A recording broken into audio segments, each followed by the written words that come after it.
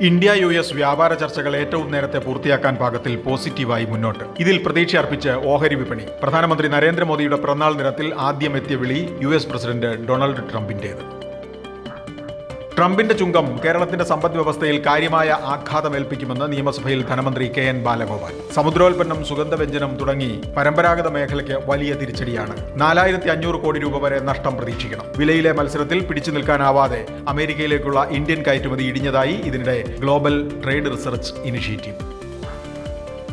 GST പരിഷ്കാരം ഇന്ത്യയിലെ സാധാരണക്കാരുടെ കൈവശം 2 ലക്ഷം കോടി രൂപ എത്തിക്കുമെന്ന് ധനമന്ത്രി നിർമ്മല സീതാരാമൻ. ഇത് ഉപഭോഗം വർദ്ധിപ്പിക്കും. 12% സ്ലാബിലുള്ള 99% ഇനങ്ങളും ഇനി 5% സ്ലാബിലാകുമെന്നും മന്ത്രി. കൊളംബോ തുറമുഖ ശേഷി ഇരട്ടിയാക്കുന്ന ജോലി നിശ്ചിത സമയത്തിന് മുമ്പ് തീർക്കാൻ അദാനി ഗ്രൂപ്പ്. $553 ദശലക്ഷം അമേരിക്കൻ ഫണ്ടിനായുള്ള ശ്രമം ഉപേക്ഷിച്ചപ്പോൾ തന്നെയാണിത്. 2027 തീർക്കേണ്ടിയിരുന്ന രണ്ടാം ഘട്ട ജോലികൾ 4 മാസം മുമ്പേ തീരുമെന്ന് സൂചന. വൈദ്യുതി കമ്പി പൊട്ടിവീണുള്ള ദാരുണ മരണങ്ങൾ തടയാൻ കേരളം നിർമ്മിത ബുദ്ധി പ്രയോജനപ്പെടുത്തുമെന്ന് മന്ത്രി K കൃഷ്ണൻകുട്ടി. മുന്നറിയിപ്പുകൾ നൽകാൻ പുതിയ സോഫ്റ്റ്വെയർ വികസിപ്പിച്ചു വരികയാണ്. ബിസിനസ് വാർത്തകൾ വിശദമായി അറിയാൻ ധനം ഓൺലൈൻ.com.